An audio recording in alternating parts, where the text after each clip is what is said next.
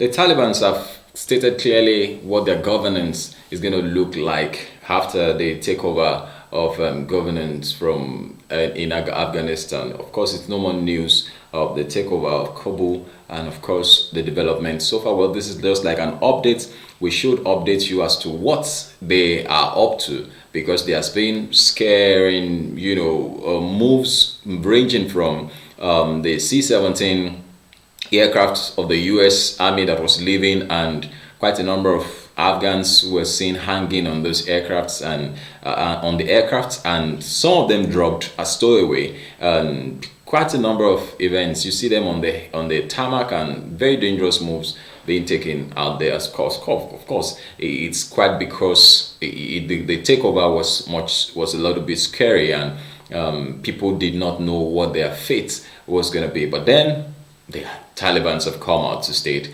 how we are going to govern Afghanistan. Thank you very much. My name is Olukunle Brahman. Of course, this is Serious Matters on ONIF TV. Now, the Taliban said on Tuesday that women's rights will be protected in Afghanistan within the limits of Islamic law. Now, remember that the moment they took over, reports reached us that they sacked all women in banks, escorted them home, and said to them they should not return to work. But they are coming up to say that the law of the land is going to be within the confines of Islamic laws, and so women's rights are going to be protected.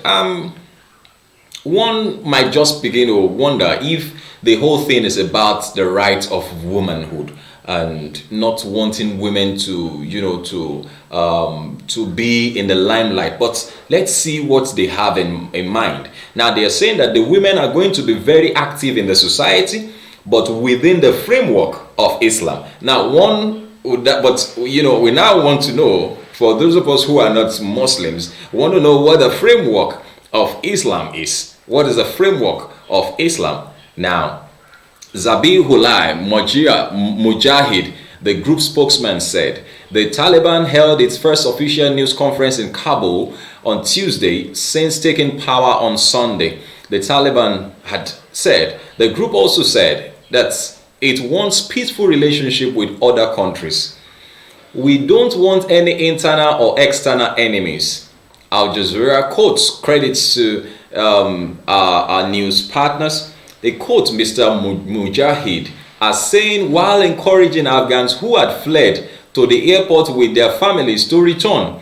He also said private media would be permitted to remain independent if journalists did not work against national values. Now, you recall that, I beg your pardon, the CNN reporter from Afghan had to now put on a hijab. I think that is within the confines of the law, of the Islamic law, of the land, which was not, the normal thing that they did before. The lady will always dress just like every English lady will dress. But after the takeover on Sunday, she had to put on hijabs. Now, the Taliban are saying that women's rights are going to be protected. And so, but then all this will all be within the confines of the law. He also said that, touching private media, that they're going to remain independent, but then they must not work against the national values. But what are the national values? Those are the things to take to mind. The group had earlier declared an amnesty across Afghanistan and urged women to join its government. Reports have it that the Taliban is trying to calm nerves across a tense capital city that only the day before saw chaos at its airports as thousands made desperate attempts to flee.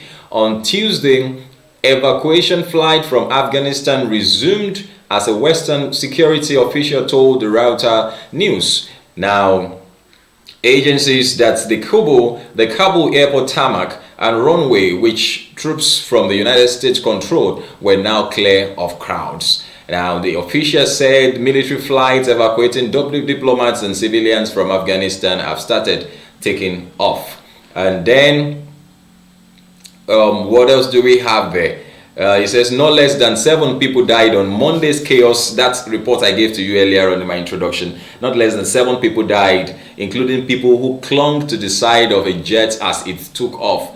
those were very, very risky actions that they took. And, you know, I don't know, it must have been very, very tense for them to have taken such an action. The Taliban has declared the war in Afghanistan over, and a senior leader said the group would wait until foreign forces had left before creating a new governance structure. That is the reports that we have here. We will update you as events unfold, and we just hope that things will just go well. But then, by the way, people have been raising reactions as to what is happening in Nigeria and wondering if what has happened in Afghanistan will not repeat or will not duplicate itself in Nigeria. But then, this is serious matters. You are free to drop your opinions and comments with respect to the happenings around the world at the moment. And of course, you remember that a number of the Boko Haram sects, you know, have been surrendering to the military, and the military says, the international law says that they cannot kill them because they have surrendered.